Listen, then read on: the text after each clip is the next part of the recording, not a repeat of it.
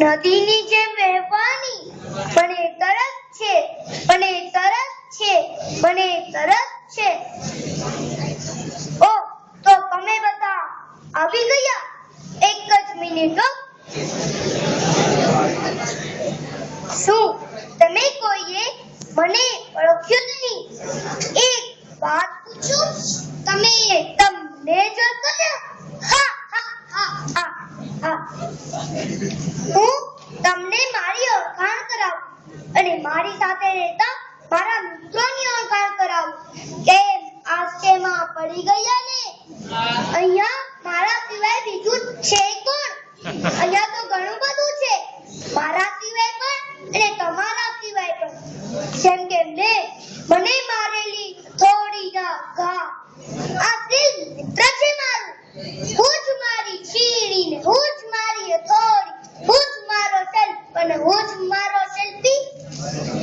તો તમારે મને ઓળખવો છે ને?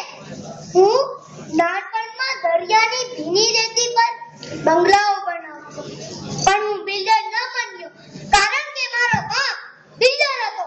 એ મને બિલ્ડર બનાવવા માંગતો હતો.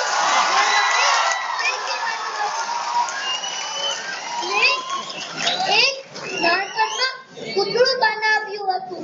એ પૂતળું મેં મારા પપ્પાને દેખાડ્યું. પપ્પા પપ્પા જો તો, આ પૂતળું સ્વામી વિવેકાનંદ જેવું નથી લાગતું? હાથે પાઘડી, તેના ચહેરા પર દેશ પ્રેમનો જુસ્સો. તેઓ કહેતા નિષ્ફળતાની કદી પરવા ન કરો.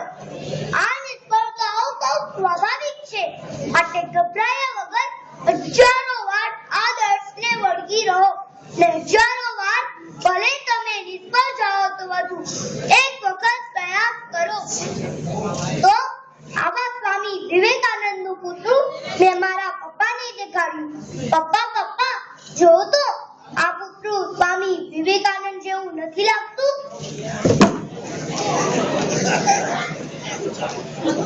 મારા બાપે મને તમાચો માર્યો. બંને ધૂળમાં પડી ગયા. આ પૂતળું પણ અને સેલ્ફી તરીકેનું મારું ભવિષ્ય પણ. મેં જેના માટે મારું ઘર છોડ્યું, બધું જ છોડ્યું, એટલે એકવાર મને પણ છોડી દીધો. શાલી નિર્વસ્ત્ર થઈને ચિત્ર દોરાવતી હતી. પેલા ચિત્રકારની સામે ચાલે જ્યાં જાણું ઘણું તો ભાવી દીધું. જીવતી જાતે તેલ બનાવી દીધી.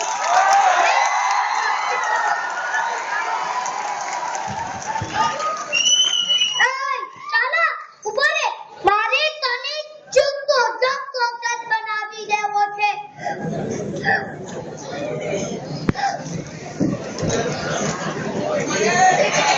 મને